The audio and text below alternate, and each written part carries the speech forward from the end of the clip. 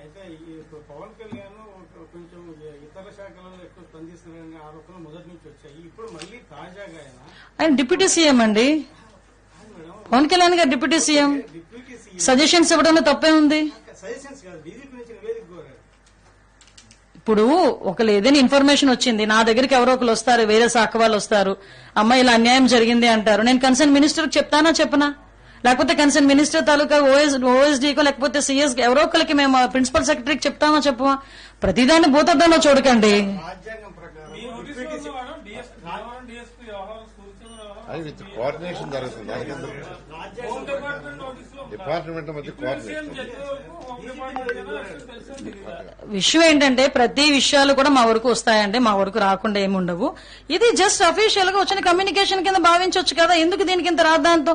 మాకు లేని ఈగోలు మీకెందుకు అబ్బా? నాకు అర్థం కాదు. మాకున్నాయండి, మా నోటీసులో మాకున్నాయి, మా దగ్గర కూడా రిపోర్ట్ ఉంది.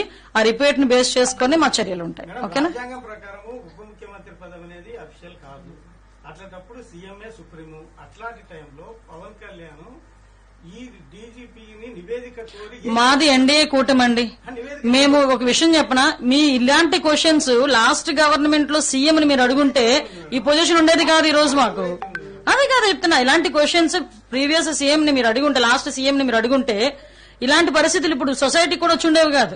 నేనేమంటానంటే ఈ రోజు మేము అందరం ఎన్డీఏ కూటమిలో ఏదో రకంగా చిచ్చు పెట్టాలని చూస్తారు. మాకు అండర్స్టాండింగ్ ఉంది, మాకు సమన్వయం ఉంది, శాఖల మధ్యలో సమన్వయం ఉంది. మాకు ఎటువంటి ఈగోస్ లేకుండా మేము పనిచేస్తున్నాం. మా అధికారులు ఎటువంటి ఈగోస్ లేకుండా పనిచేస్తున్నారు. మీకు కావాల్సింది రిజల్ట్, మంచి పరిపాలన. మేమందరం కలిసి మేము పని చేసుకుంటాం అనుకునేటప్పుడు ఇది అంత క్వశ్చన్ అవసరం లేదని నా ఉద్దేశం. Thank you.